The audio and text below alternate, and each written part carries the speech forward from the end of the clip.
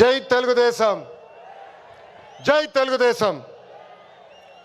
వేదికమైన గౌరవ జాతీయ పార్టీ అధ్యక్షులు చంద్రబాబు నాయుడు గారికి, రాష్ట్ర పార్టీ అధ్యక్షులు పల్లా శ్రీనన్నకి, 1982 బ్యాచ్ సీనియర్ నాయకుల దగ్గర నుంచి 20-25 జూనియర్ బ్యాచ్ల వరకు ఈ సమావేశానికి పెద్ద ఎత్తున వచ్చేసిన ప్రజలకు, నాకు ప్రాణ సమానమైన తెలుగుదేశం పార్టీ కార్యకర్తలకు మీ అందరికీ నా హృదయపూర్వక నమస్కారం. తిరుమల తొలి గడప దేవుని గడప, ఒంటిమిట్ట రామస్వామి ఆలయం, ఆమీన్ పీర్ దర్గా, మరియాపురం చర్చ్ ఉన్న పుణ్యభూమి ఈ గడప.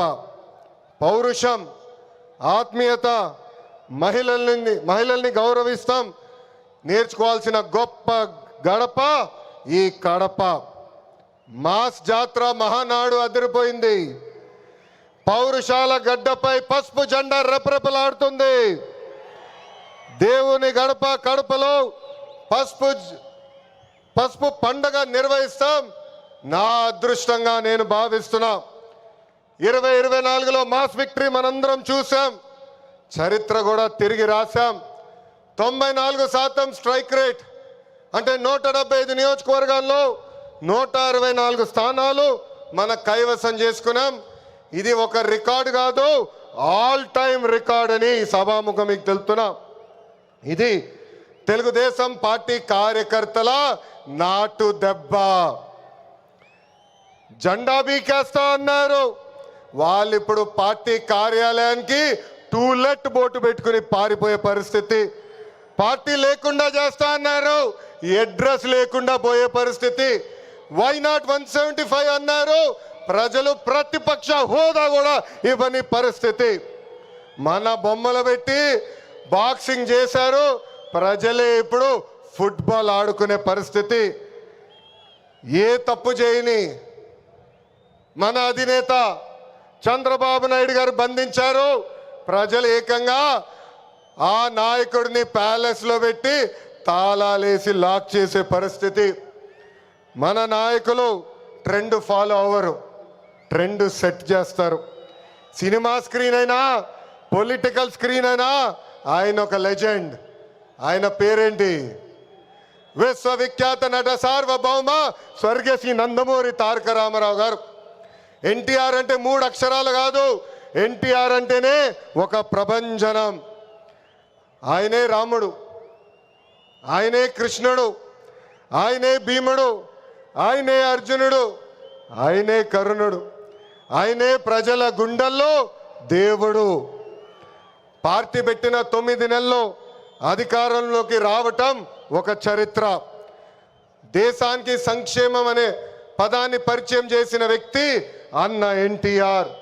2 రూపాయలకి కిలో బియ్యం, 50 రూపాయలకి హార్స్ పవర్ విద్యుత్, జంతా వస్త్రాలు, పక్కా ఇల్లు, గురుకుల పాఠశాలలు, మధ్యాహ్న భోజనం, ఇట్లా చెప్పుకుంటే రోజంతా పడుతుంది.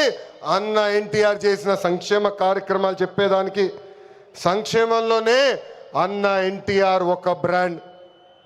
ఇంకా తెలుగువారు ప్రపంచం మొత్తంలో పెద్దపీట వేసింది మన బ్రాండ్ సిబిఎన్. సిబిఎన్ అంటే డెవలప్మెంట్, సిబిఎన్ అంటే సంక్షేమం, సిబిఎన్ అంటే మనందరి ధైర్యం. అప్పుడు ఐటీ, ఇప్పుడు ఏఐ, అప్పుడు హైటెక్ సిటీ, ఇప్పుడు క్వాంటమ్ వ్యాలీ, అప్పుడు సైబరాబాద్, ఇప్పుడు అమరావతి. చాలని 200 రూపాయల పెన్షన్ని 2000 రూపాయలు పెంచారు. ఇప్పుడు భారతదేశంలో ఏ రాష్ట్రం ఇవ్వని విధంగా 4000 రూపాయల పెన్షన్ మన చంద్రన్న అందిస్తున్నారు. అన్న క్యాంటీన్, డ్వాక్రా, దీపం, పేదల చిరునవ్వు మన నాయకుడు చంద్రబాబు నాయుడు గారు. మనకి ప్రతిపక్షం కొత్త కాదు, మనకి అధికారం కొత్త కాదు. 2019 నుంచి 24 వరకు విధ్వంస పాలన మనందరం చూసాం. ప్రశ్నిస్తే కేసులు, నా పైన కూడా 23 కేసులు పెట్టారు. పోరాడితే ఏకంగా అరెస్ట్ చేశారు. వేదికమైన చాలా మంది నాయకుల్ని ఆనాడు అరెస్ట్ చేశారు. ఎన్ని ఇబ్బందులున్నా, ఎన్ని కేసులు పెట్టినా మనం ఆనాడు ఒకే డైలాగ్ చెప్పాం. ఏంటది? ఆ డైలాగ్ ఏంటి? తగ్గేదే లేదు.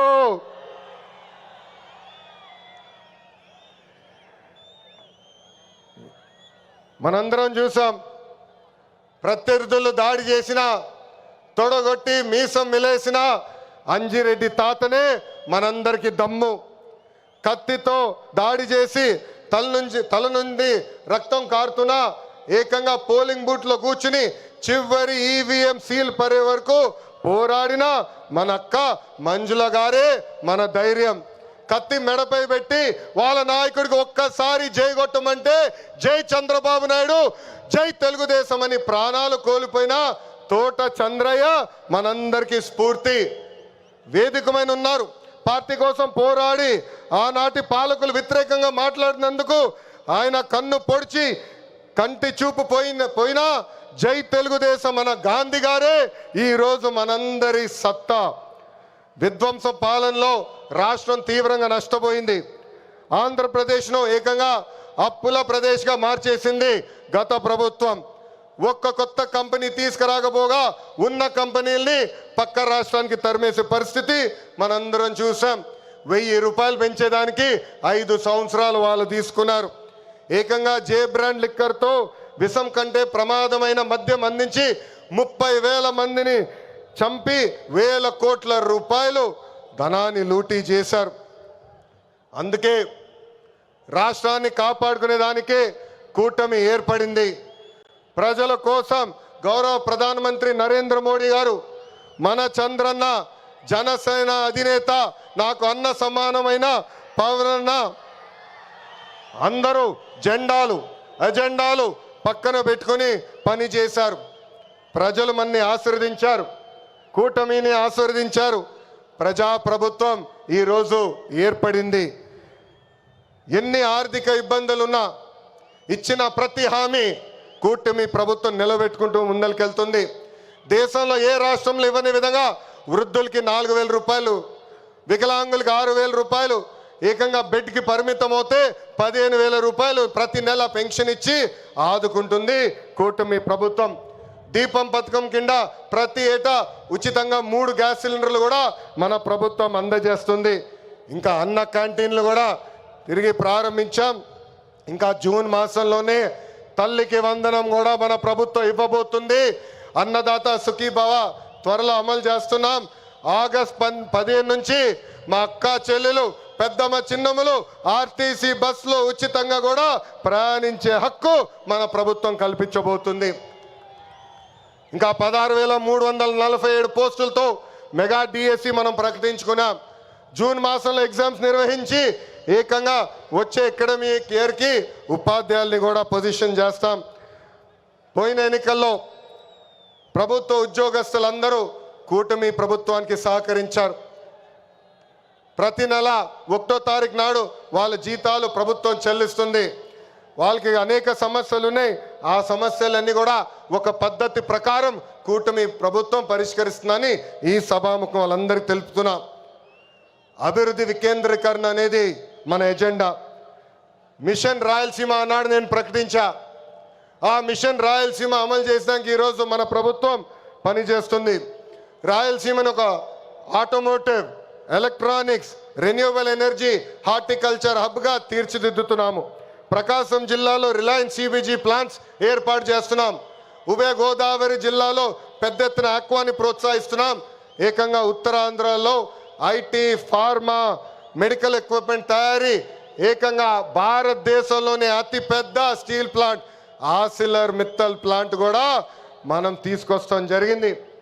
గడిచిన 11 నెలల్లో 8.5 లక్షల కోట్ల విలువైన పెట్టుబడి, తద్వారా 6 లక్షల మందికి ఉద్యోగాలు కల్పించే దిశగా మన ప్రభుత్వం ఒప్పందాలు కుదుర్చుకుంది. ఇంకా తెలుగుదేశం పార్టీలో మా కార్యకర్తలే అధినేత. దేశంలో ఏ పార్టీ ఇవ్వని గౌరవం తెలుగుదేశం పార్టీ కార్యకర్తలకి ఇస్తుంది. దేశంలో ఏ పార్టీకి 1 కోటి మంది సభ్యులు లేరు. అదే మన పసుపు జెండా పవర్, అదే ఈ పసుపు సైన్యం పవర్. సభ్యత్వంలో కూడా ఎవరు మన రికార్డు బద్దలగొట్టే పరిస్థితుల్లో లేరు. ఈరోజు 5 లక్షల ప్రమాద బీమా అందిస్తున్నాం. ఫ్యాక్షన్లో ఎవరైనా చనిపోతే వాళ్ళ బిడ్డలు ఫ్యాక్షన్లోకి వెళ్లకుండా ఎన్టీఆర్ మోడల్ స్కూల్లో మన నాయకుడు చంద్రబాబు నాయుడు గారు ఈరోజు చదివిస్తాం జరుగుతుంది. విద్య, వైద్యం, స్వయం ఉపాధి ఇలా 140 కోట్ల రూపాయలు కేవలం కార్యకర్తల సంక్షేమం కోసం ఖర్చు పెట్టిన పార్టీ తెలుగుదేశం పార్టీ. నేను స్వయంగా వైసీపీ హయాంలో ఇబ్బంది పడిన కుటుంబాలని కలుస్తున్నా. ఒక్కొక్కరిని కలిసి వాళ్ళకైనా సమస్యలు ఉంటే మేము పరిష్కరిస్తున్నాం. అంతేకాదు మన అధినేత చంద్రబాబు నాయుడు గారు కానీ నేను జిల్లాకు వచ్చినప్పుడు ప్రభుత్వ కార్యక్రమానికి వెళ్ళే ముందల ఆనాడు మేము ఇచ్చిన హామీ మేరకు ముందల ఉత్తమ కార్యకర్తలు కలిసిన తర్వాతనే ప్రభుత్వ కార్యక్రమాలకి మేము వెళ్తాం జరుగుతుంది. నేను సీనియర్ని జూనియర్ని సమానం గౌరవిస్తా, కానీ పనిచేసే వాళ్ళని ప్రోత్సహిస్తా. ప్రతి కార్యక్రమంలో కార్యకర్తలు భాగస్వామ్యం అవ్వాలి, కలిసికట్టుగా పనిచేయాలి. మన చేస్తున్న సంక్షేమ అభివృద్ధి కార్యక్రమాలు ప్రజల్లోకి తీసుకురావాల్సిన అవసరం చాలా చాలా ఉంది. ఇక్కడున్న ఎంతోమంది మన అధ్యక్షుడు వారు చంద్రబాబు నాయుడు గారిని కలిశారు, నన్ను కూడా కలిశారు. పాదయాత్రలో లక్షలాది మంది నాతో ఏకంగా ఫోటోలు దిగారు. ఈ సభాముఖంగా వైకాపా కార్యకర్తలు ఆలోచించమంటున్నా, ఏనాడైనా మీ నాయకుడు మిమ్మల్ని కలిశాడా? ఏనాడైనా మీ నాయకుడు మీతో ఫోటో దిగారా? అధికారంలో ఎందుకు ఇప్పుడు ప్రతిపక్షంలో కూడా తాడేపల్లి కొంపకెళ్తే no entry, palace doors closed అని చెప్పే పరిస్థితికి వచ్చారు.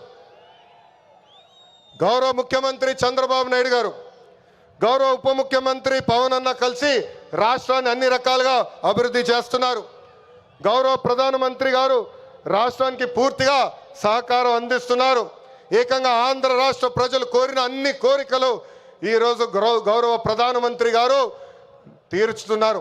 దానికి కారణం ఒకటే, మొన్న జరిగిన ఎన్నికల్లో 25 స్థానాల్లో ఎప్పుడైతే కూటమి పార్లమెంట్ 25 స్థానాల్లో కూటమి ఎప్పుడైతే 21 స్థానాలు గెలిచిందో, ఎస్ ఆంధ్ర రాష్ట్రం ఇప్పుడు ఎన్డీఏ వెనకుంది, ఆంధ్ర రాష్ట్రం ఎన్డీఏకి కట్టుబడి ఉంది.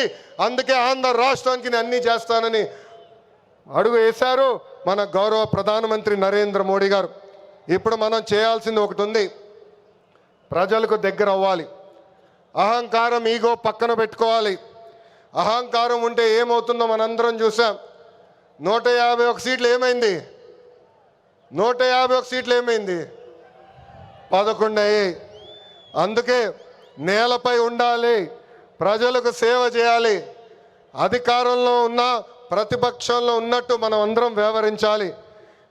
చిన్న కుటుంబంలోనే సమస్యలు ఉంటాయి. 3 పార్టీలు కలిసినప్పుడు చిన్న సమస్యలు రావటం సహజమే.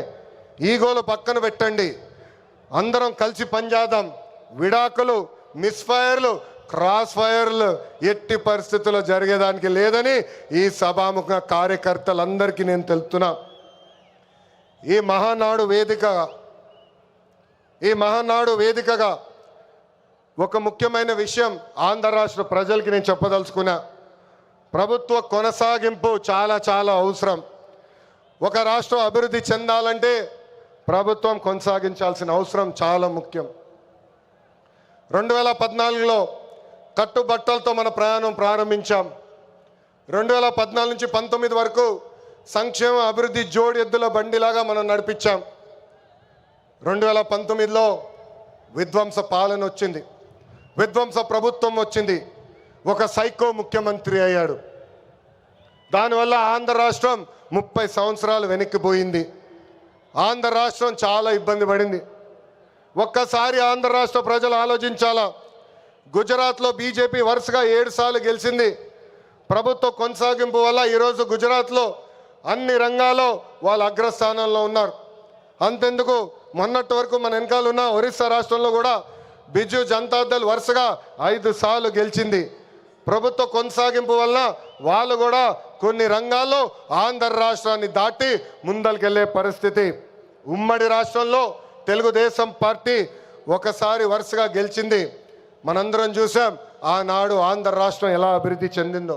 అందుకే ప్రభుత్వ కొనసాగింపు చాలా చాలా ముఖ్యం. దీని గురించి రాష్ట్ర ప్రజలు అందరికీ తెలియజేయాల్సిన బాధ్యత ప్రతి పసుపు సైనికుడి పైన ఉందని ఈ సభాముఖంగా కోరుకుంటున్నా. ప్రభుత్వ కొనసాగింపు ఉంటేనే పెట్టుబడులు వస్తాయి. పెట్టుబడులు వస్తేనే నిరుద్యోగ యువకులకి పెద్ద ఎత్తున ఉద్యోగాలు కల్పించే అవకాశం మనందరికీ దక్కుతుంది. నేను ఈరోజు దేవుని గడప సాక్షిగా రాయలసీమ ప్రజల్ని కొన్ని ప్రశ్నలు అడగాలనుకుంటున్నా. రెడీనా? తల్లిని చెల్లిని మెడబట్టుకుని బయటికి గెంటేసింది ఎవరు? సొంత బాబాయిని లేపేసింది ఎవరు? జే బ్రాండ్లు అమ్మి పేదల రక్తం దాగింది ఎవరు? బల్ల కింద ఉన్న ఎర్ర బటన్ నొక్కి ప్రజల్ని బాధింది ఎవరు? అందరూ ఎర్ర బుక్కు అని ఏడుస్తున్నారు. ఎందుకయ్యా అంత ఏడుపు? నేను ఆనాడు చెప్పింది ఏంటి? ఎవరైతే చట్టాన్ని ఉల్లంఘించి ప్రజల్ని కార్యకర్తలు ఇబ్బంది పెట్టారో చట్టపరంగా వాళ్ళపైన యాక్షన్ తీసుకుంటానని నేను చెప్పా. ఈరోజు ఎర్ర బుక్ కాదు కదా, ఎర్ర రంగు చూస్తేనే వణికిపోయే పరిస్థితి వస్తుంది. ఎర్ర బుక్ అంటే ఒకడికి గుండుపోటు వచ్చింది. ఎర్ర బుక్ అంటేనే ఒకడు బాత్రూంలో కాలు జారి చెయ్యి ఎర్రగొట్టుకున్నాడు. ఇంకొకడు ఏమయ్యాడో మీ అందరికి తెలుసు. అర్థమైందా రాజా?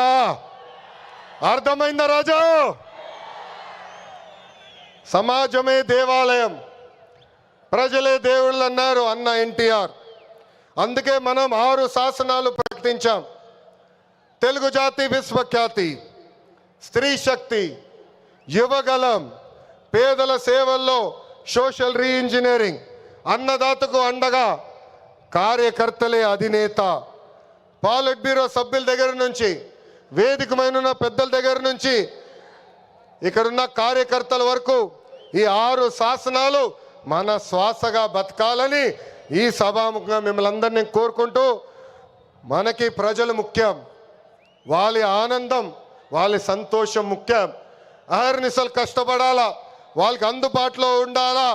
తిరిగి 2029లో మళ్ళీ కూటమి ప్రభుత్వాన్ని గెలిపించాలని ఈ సభాముఖంగా కార్యకర్తలందరూ తెలుపుకుంటూ, ఎప్పుడు మా ఇంటి తలుపు మీకోసం తెరుచుంటాయి. నేను మొన్నే చెప్పా, గ్రామ పార్టీలో ఏమైనా సమస్య ఉంటే మండల్ పార్టీని కలవాలి, మండల్ పార్టీలో సమస్య ఉంటే నియోజకవర్గ కమిటీని కలవాలి, వాళ్ళకి సమస్య ఉంటే ఏకంగా జిల్లా కమిటీ కలవాలి. వాళ్ళు కూడా సమస్య పరిష్కారం కాకపోతే ఎప్పుడు నవ్వుతున్న మన అధ్యక్షుల వారు పల్లా శ్రీనివాస్ గారిని కలవాలి. ఆయన వల్ల కూడా అయిపోతే మీ లోకేష్ మీకు అండగా నిలబడతారు. మీ సమస్య పరిష్కరించే బాధ్యత నేను తీసుకుంటానని పసుపు సైన్యానికి ఈ సభాముఖంగా నేను హామీ ఇస్తూ, ఈరోజు గౌరవ ముఖ్యమంత్రి గారు చంద్రబాబు నాయుడు గారు వేదిక పైన వచ్చినప్పుడు ఒక పాట పెట్టారు. ఆ క్షణంలో నాకు చాలా బాధ వేసింది. ఎందుకంటే ఆ పాట వినిన తర్వాత గౌరవ ముఖ్యమంత్రి గారిని నేను రాజమండ్రి జైల్లో మొదటిసారి కలిసిన సంఘటన గుర్తొచ్చింది. చాలా బాధ వేసింది. ప్రజల కోసం ఆయన జీవితం ఆల్మోస్ట్ పోయింది. అక్టోబర్లో 2003 బాంబ్ బ్లాస్ట్లో నక్సలైట్లు ఆయన పైన దాడి చేశారు. నాడు నేడు ఎప్పుడు ఆయన ప్రజల గురించి, ప్రజల భవిష్యత్తు గురించి ఆలోచించే వ్యక్తి. అలాంటి వ్యక్తికి ఎందుకు దేవుడు ఆనాడు ఈ పరీక్ష ఇచ్చాడా అనుకున్నా. ఇప్పుడు అర్థమైంది. తెలుగు ప్రజలు తిరిగి చంద్రబాబు నాయుడు గారు వెనక నిలబడేదానికి దేవుడు మనందరికీ ఒక పరీక్ష పెట్టాడు. ఆ పరీక్ష జయించాను. అందుకే ఈ రాయలసీమ గడ్డ తెలుగుదేశం పార్టీ అడ్డ అని తెలుపుకుంటూ, నాకు ఇంత అద్భుతమైన అవకాశం ఇచ్చిన ఈ పసుపు సైన్యానికి పేరు పేరున నా హృదయపూర్వక ధన్యవాదాలు తెలుపుకుంటూ మీ అందరి దగ్గర నుంచి సెలవు తీసుకుంటున్నా. జోహార్ అన్న ఎన్టీఆర్, జోహార్ అన్న ఎన్టీఆర్. చంద్రబాబు నాయుడు గారి నాయకత్వం, చంద్రబాబు నాయుడు గారి నాయకత్వం. వందే వందే, జై హింద్.